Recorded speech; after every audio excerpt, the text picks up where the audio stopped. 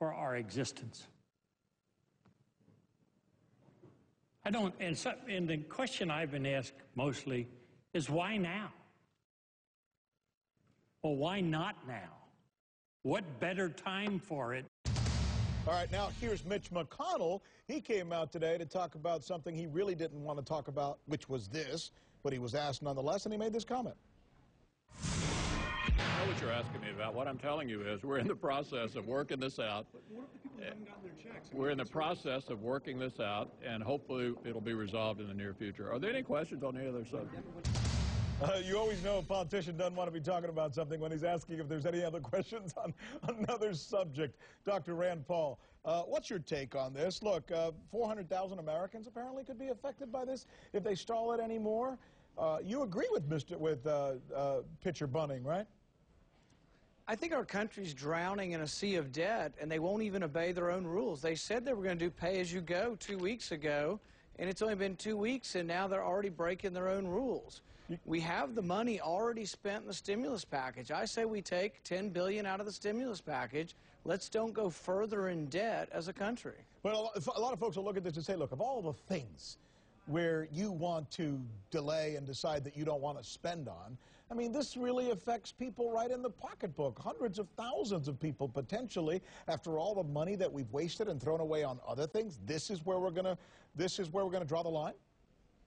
Yeah, well, I'm not saying we don't spend it. Neither is Senator Bunning. He's saying that let's take the money from money already allocated. The deficit spirals out of control because government says, oh, we're not going to spend any new money without, you know, either raising taxes or lowering spending somewhere else. We're going to do pay-as-you-go. And then a week later they say, oh, this is an emergency.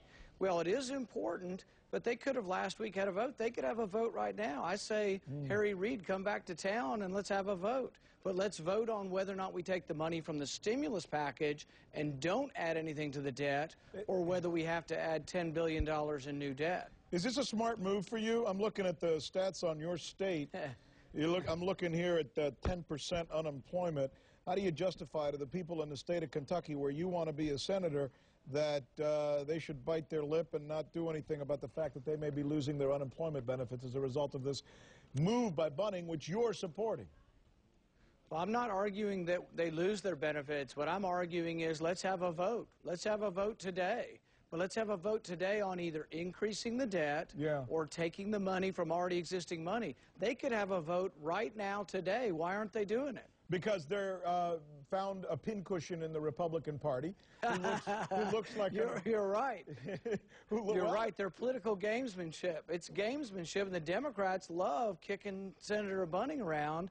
But to tell you the truth, he's taking a principled stand, and he's not opposing the benefits. He's saying, let's don't add to the debt. We are drowning as a country. Our joblessness is from the debt. So adding to the debt makes our country in worse shape. Let's don't add to the debt. Let's take the money from money we've already spent in the stimulus package. But you know what? People won't have this problem with you because you're a fresh face, and your father has been very consistent on spending. But in Senator Bunning's case, and I think you can understand this from the left, and he's being criticized, by the way, as much from the right as he is from the left, but you can understand the folks on the left side. If you were so serious about making sure that our country didn't spend too much, then why'd you go along with the Bush tax cuts? Why'd you go along with borrowing all this money from the Chinese and the Brazilians and the Indians for tens of 20 years to have the war in Iraq, for example? Well, you're right. I mean, the American people and the Tea Party movement don't like hypocrisy on either side of the aisle, and we did. As Republicans, we doubled the debt from $5 to $10 trillion. But I say it in every Republican picnic I go to, every Lincoln Day dinner. I say, look, we didn't do a very good job, but it's not that we just give up. It's that we try to do better, and we try to regain our believability as fiscal conservatives. But it really should be pay-as-you-go. The Democrats wanted pay-as-you-go, and now they're not abiding by their own rules. Do you agree with your father? Every time I speak to your dad, he says that one of the biggest mistakes we've made in this country is that we keep thinking we got to go around taking care of everybody else's business. We should stop this empire-building business, your dad's direct quote, and start worrying about Americans. You agree with that? Well, I think what we have to do is we have to admit first that we're out of money, and we have to then decide where's our priority. I think what we have to do is we have to decide what is in our national security and what is not. And that's gonna be difficult decisions somewhere along the road.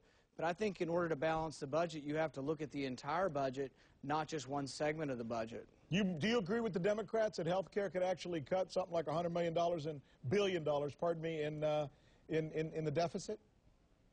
No, I think when you talk about a government program, a new $1 trillion program, and you say we're going to collect all this money through waste and fraud and efficiency, I say show me the first government program that ever came in under budget. Government programs are notorious for cost overruns and for being 2 and 3 times bigger.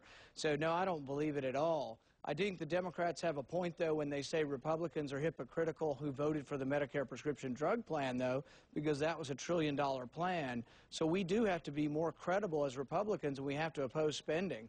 I used to always tell my Republican congressman here locally, you get an A+ for cutting my taxes, but you get a D- for cutting spending. That's the problem Republicans had, is we didn't cut spending either. But I think Senator Bunning's on the right track here. Pay as you go. Let's not borrow more money for unemployment benefits. Let's take it out of existing money that we've already spent. So are you running as a, by the way, we're talking at Rand Paul, the son of Ron Paul. Does that bother you when I say that? No, not at all. Not at all. You're proud of your dad, are you? Very much so. I think the neat thing about my dad is that his vote is not for sale or rent. People may not always agree with him, but they know that he's not for sale. And so many of our congressmen, I mean, we had a prominent senator in this health care bill that basically, I think, sold his soul for a $100 billion special privilege that was clearly unconstitutional for his state. A lot of them on both. Can you do me a favor? I know you're having a tough time with your earpiece. I want to ask you just a few more questions. We'll take a break. We'll get that fixed, and we'll come back. First time we've had you on. All right, thanks. I think people are interested in what you have to say. Dr. Rand Paul, the son of Ron Paul, he's joining us, going through a couple more issues here, and we're going to be right back. Stay right there, folks. We'll be right back.